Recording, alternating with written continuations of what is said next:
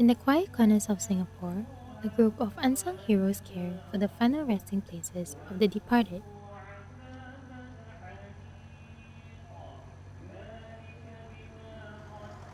This is the story of Muslim grave caretakers, the guardians of the final rest, and the emotional and spiritual toll of their sacred duty.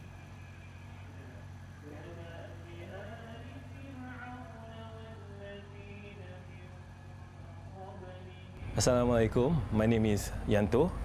I'm from Pusara Cleaner.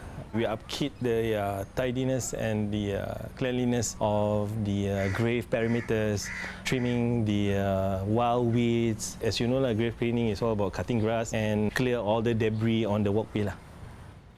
Besides Yanto, there are also other grave caretakers who work tirelessly during the day and also at night. Assalamualaikum, nama saya Haji Anwar bin Muhammad Toha. Kita jagalah mana benda-benda yang rosak, kita info dengan waris dan kadang-kadang waris minta dicuci, kita cuci. Nama saya Ramli. Saya pernah bikin kubur sewaktu malam. There's a customer of ours, a client of ours. The previous year, I did his mother graves.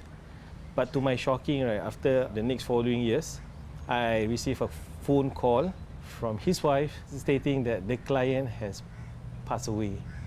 That really makes me felt like life is short. I just met this person and served him. The next time I got to know of his passing, that set quite an impact, especially when it comes to life aspect about how short life is and how we should appreciate more what we have. Behind these daily routines are individuals with their own stories, experiences, and reasons for choosing this path. My life before. Carefree, liberal. I don't care whatever, like my surroundings and stuff like that. So it wasn't intentionally that I wanted to start off to become a grave cleaner. It's all start off from helping friends, doing like a part-time. It becomes more like therapeutic. Besides having self-reflection that led them to this job, there is one other thing that helped Yanto decide to better himself as an individual. My mom, basically, she's everything to me. She's a shoulder to cry on. I lost that sense of comfort. It set a very big impact in my life, actually. For each caretaker, the journey to this profession is unique. Some inherited the roles, others like Yanto found purpose in it. But no matter how they arrived here, the work comes with its own set of challenges, both seen and unseen. Cabarannya biasalah cuaca. Terutama kalau hujan, kita tak dapat nak buat pasal susah, licin dan kotor. Dan keduanya, kalau macam panas, kita tak dapat buat sepenuh masa, mungkin ajar sekejap je kita dah bergeraklah. Pasal saya pernah bikin kubur sewaktu malam. Jadi kalau malam tu, kalau orang datang kubur malam, orang mesti takut. Tapi pasal kita nak cari rezeki, kita tak takut. Jadi saya bikin malam, saya keluar dari rumah lepas 8 lebih, kadang saya bikin sampai pukul 2-3 pagi. Jadi saya balik. Siang cuaca panas, jadi kita buat malam. But some also face challenges with the society. Calling me shameless, monetizing in the name of religion, especially in Facebook, or using the name of Islam to monetize people for your own profit gain. I'm rendering you a service. I'm not using religion. Hey, you think what? Cutting grass in the middle of the day when the hot sun scorching, it's fun. Monetizing you. Other than these challenges, there are some significant emotional moments that they face too. Such as Yanto, doing his work will sometimes remind him about his beloved mother. You start to reminisce about your past, about how much you spend your time with her. Tears just drop down from my eyes because that is how close I am to my mother. My mom, she can be my mom, she can be my friend. That's where, like I say, a lot of emotional going on, especially when her passing, because I lost that connection. Not only I lost a connection between a son to a mother, but a friend. Somebody I could share my ups and downs, which I never share with others. Day after day, they face the physical demands, societal misconceptions, and the quiet burden of witnessing grief. Yet, despite these challenges, there is something deeper that keeps them going. An understanding of life and death that few get to experience so closely. When I do grave cleaning, right, it's more about self-reflection. I think it's a blessing in disguise why I'm doing all this. Because like I said, back then I was so liberal, so carefree. I always think about myself.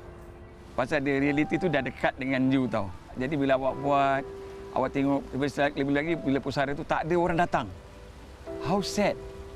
Kan? Bila you bersihkan, ini kubur dah bikin lawa-lawa tapi tak ada orang visit. Jadi kalau jadi pada keluarga kita, tak ada orang claim, macam gitu, sedih. Ada masa kita akan insaf, sikit-sikit kita akan insaf. The way I see life now is different from the way I see life back then.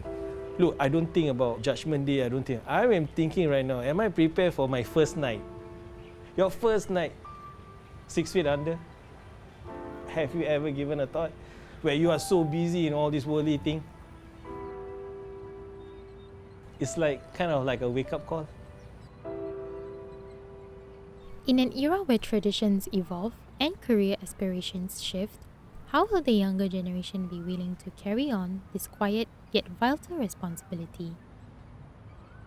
You don't have to stress the new generation, the younger generation, but the fact is that we have a responsibility. We need to cultivate Islamic values and culture in them, or else Islamic culture will be lost. For many in the younger generation, this profession may seem unfamiliar, but for those who have dedicated their lives to this work, it is more than just a job.